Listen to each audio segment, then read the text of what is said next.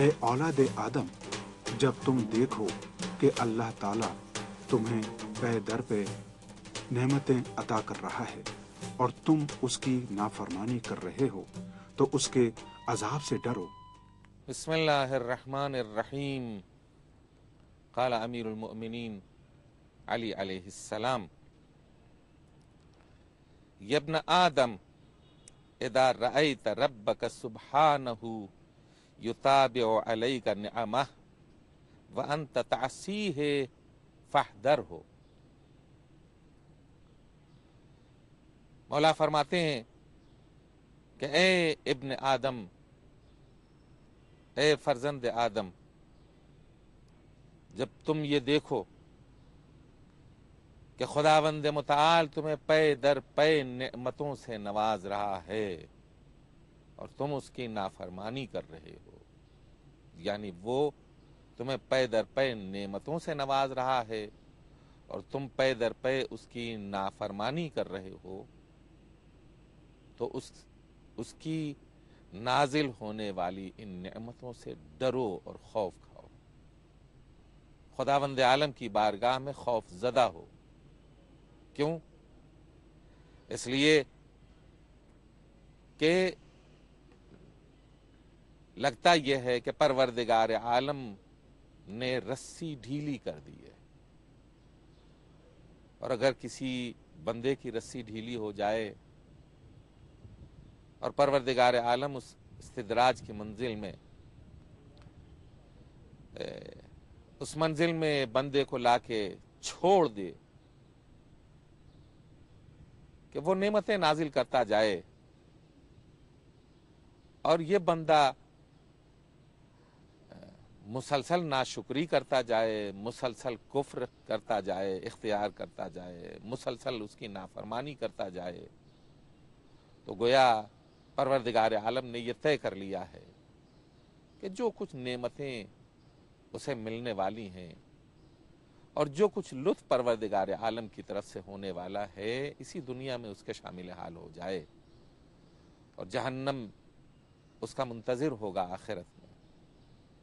اور یہ بہت ہی خوفناک اور بہت ہی سخت منزل ہے کسی انسان کے لیے۔ بلکہ اسے یہ محسوس کرنا چاہیے کہ جو منعم نعمتیں نازل کر رہا ہے، جو نعمتیں برسانے والا انسان کے اوپر نعمتیں نازل کر رہا ہے، وہ لائق شکر ہے، وہ لائق ستائش ہے، اس لیے کہ پروردگار عالم نے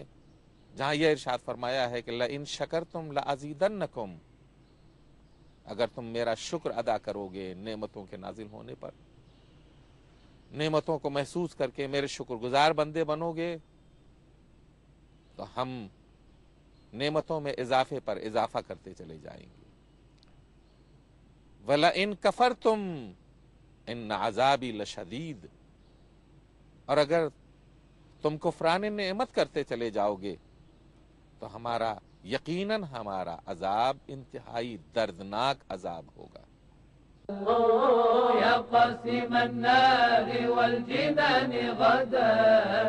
أنت ملذ الراج ومنجه۔ نعمتیں نازل ہوں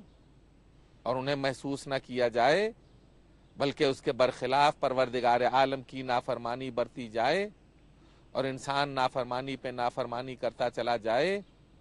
اور پھر پروردگار عالم اس کے اوپر نعمتیں نازل کرے، اس کا مطلب یہ ہے کہ پروردگار عالم نے اسے آخرت کے عذاب کے لیے منتخب کر لیا ہے۔ دنیا میں جو کچھ اسے عطا کیا جانا تھا اسے عطا کیا جا رہا ہے۔ قارون تاریخ اسلام میں اور تاریخ قرآن میں بہت ہی اہم شخصیت کا نام ہے۔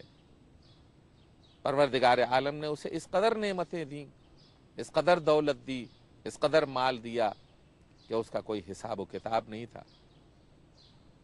وہ شمار نہیں کر سکتا تھا خداوند عالم کی ان نعمتوں کا۔ لیکن جب اس سے یہ کہا گیا کہ تم شکرانے کے طور کے اوپر غریبوں اور محتاجوں کی مدد بھی کرو، تو وہ یہ کہتا تھا کہ میں نے ان تمام نعمتوں کو اپنی قوت بازو سے حاصل کیا ہے۔ یہ ایک عجیب و غریب چیز ہے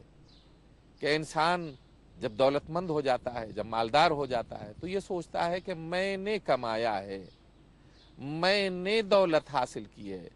میں نے یہ تمام نعمتیں حاصل کی ہیں، جبکہ میں کچھ نہیں،